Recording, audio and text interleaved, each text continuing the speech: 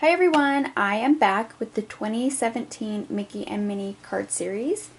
This is the first part of the video that will be at the beginning of every video for the series for you.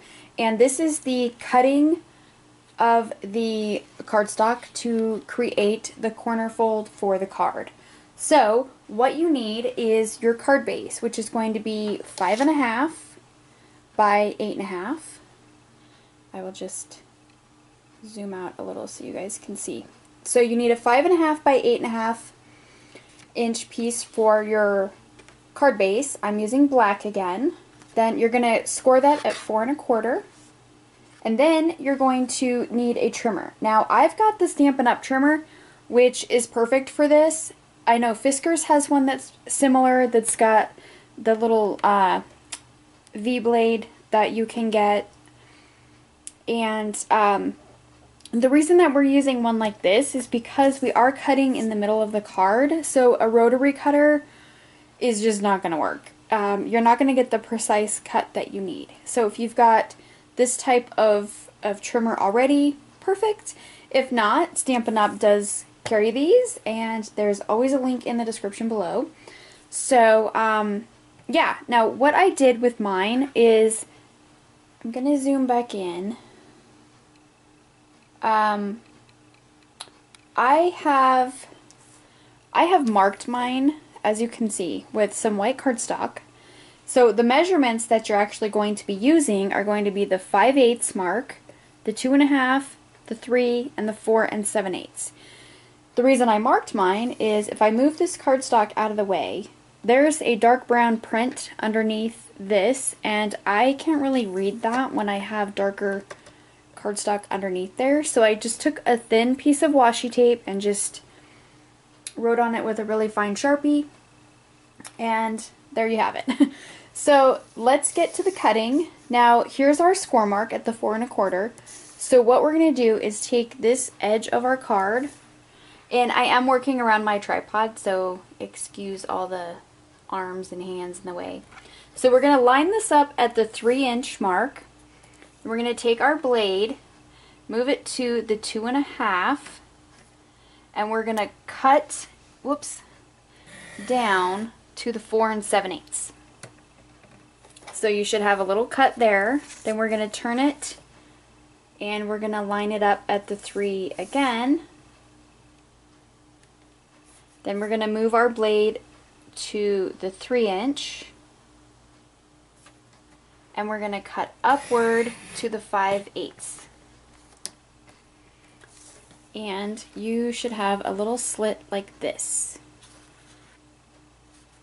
So that's how you do the cutting.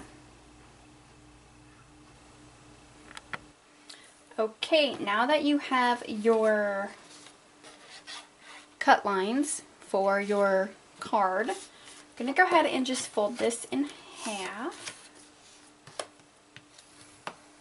Then we're going to take this little square and fold it backward on itself here, and it should just crease nicely.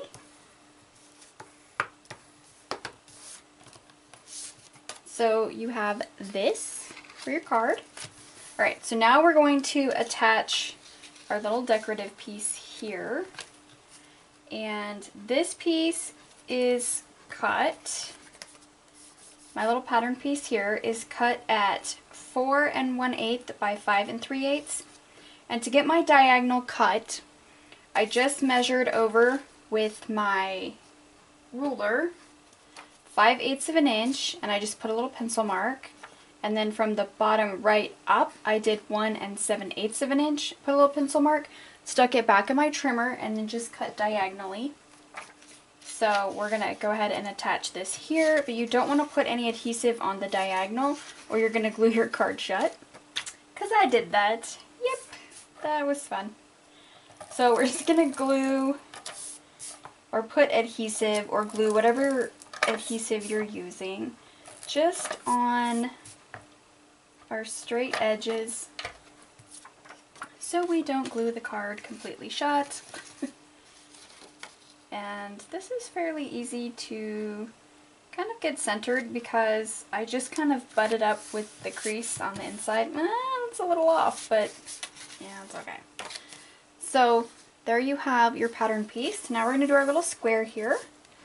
And our mat is 2 7/8 by 2 7/8, and then my pattern piece is 2 3/4 by 2 3/4. So we have just that 1/8 of an inch. Now if you like a 1/4 inch border, then you can go ahead and adjust the measurements to a 1/4 of an inch instead of an 1/8. So not a huge deal there. Then we're going to go ahead and attach this right to the front. These cards are pretty quick actually. So, I mean, technically you could, you know, make all 12 of them in one day, but, you know, for series sake, I spread them out. Alright, so there we have that. Now we're going to do our inside piece. If you want to go ahead and attach this down, I just run a piece of ATG tape just to kind of hold that down. Once we place the inside piece, it'll actually get held down anyway.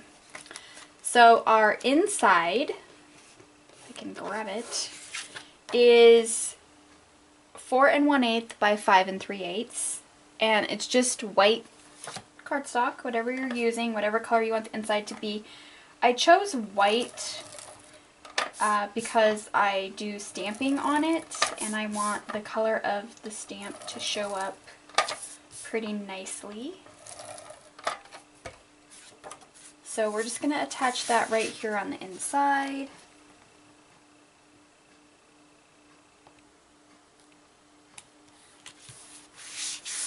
So just like that. And then our inside piece measures the same as the outside piece. So it's going to be 2 7/8 by 2 7/8 and 2 3/4 by 2 3/4.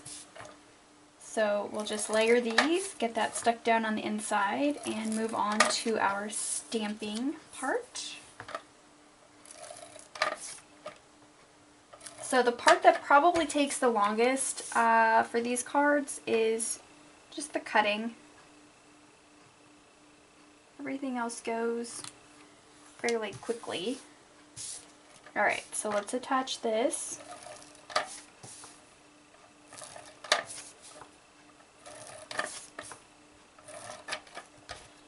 Right here on the inside.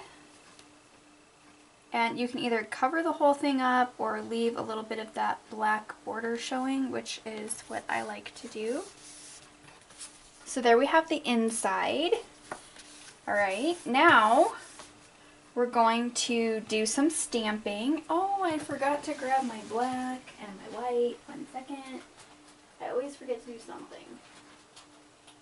Always something. I think I have a piece of white here. There we go. Okay. So, I'm going to go ahead and stamp our sentiment. I'm using the Teeny Tiny Wishes again, and I'm going to use the Happy Mother's Day, since we're doing a Mother's Day card. And for this one, I'm using the Lulu Lavender by Memento, because it matches the ribbon that I chose for this one really well. So just going to stamp this on just a scrap piece of cardstock, and then punch it out. It's kind of a really light color. I'm going to see if I can...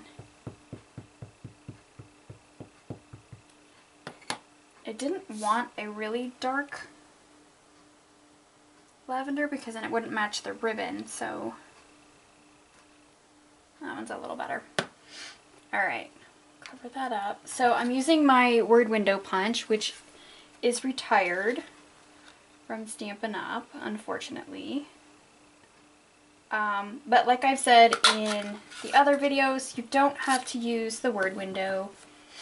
And I'm also using the modern label, which is, again, is retired, but you do not have to use these to get this card to work. You can use anything you have. I actually have a viewer, Cheryl, hi Cheryl, who messaged me and suggested using file folder labels to stamp on, and then you can, you know, layer them with your cardstock. You can put it right on your card, and they come in several different styles and sizes, I guess, and stuff. So that's an idea for you.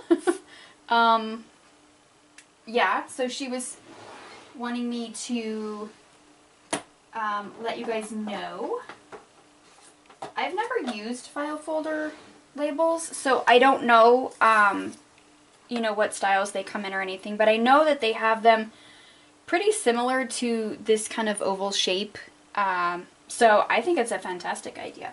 If you don't have a punch or anything to help you out. But you can also use your die cutting machines and, you know, die cut a bunch ahead of time, keep on hand. I used to do that until I started getting punches from Stampin' Up. I used to use my Cricut and just cut out little shapes for my sentiments when I was stamping, and it worked out really, really well.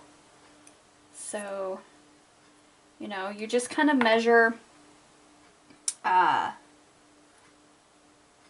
the length of your stamp, your sentiment, and just kind of, you know, play with the measurements and go from there. Alright, so there's our Happy Mother's Day, and we're going to set that aside because now we are actually going to stamp the front. Just putting those rhinestones away. Using our, oh, sorry, my nose is running. Using our Stamps by Judith stick, and I've got this little flower that I'm going to use. It's just this tiny little flower. And again, the Lulu Lavender. So I'm just going to make sure there's no lint on there. Alright. Now, I usually alternate, you know, like left, right, for my stamping, but this one doesn't seem to really, I'm going to do it anyway. It doesn't really seem to have, you know, a right or wrong kind of position. So I usually do about 7, like 1 up in the corner, and then, that's alright. And then 3 on each side. So there's our little flowers. They're very pale colored, I know. Doesn't show up that well. Alright. So now we're going to grab our Mickey and Minnie heads. I am running low on Mickey and Minnie heads, it looks like, too. I always put a link to the video of the tidbit tutorial where I show you how to make these. So I do get that question a lot on how I do the Mickey and Minnie heads or where I purchase them. I do not purchase them. I make them out of circle punches for those who are just joining for the series or just seeing this video for the first time. So there's always a link in the description showing you exactly how I make these. And I also make a bigger sized Mickey head with some larger circle punches that you can put as a bigger focal point, I guess is what I'm trying to say. It's just a larger Mickey head. These are roughly, let me see. These are about 1.25 inches tall and 1.5 inches wide. So they're really small. I love using these though. I use these a lot on not just the Mickey and Minnie series, but I do make my mini cards that these fit perfectly on, which I actually have a video coming up some little mini cards that I made. So it's just a share video, it's not a tutorial or anything, but yeah, they're just really cute. They're the perfect size for little mini cards and stuff. Alright, I'm going to get some glue dots and we're going to put her bow on. Turn this little Mickey into Minnie.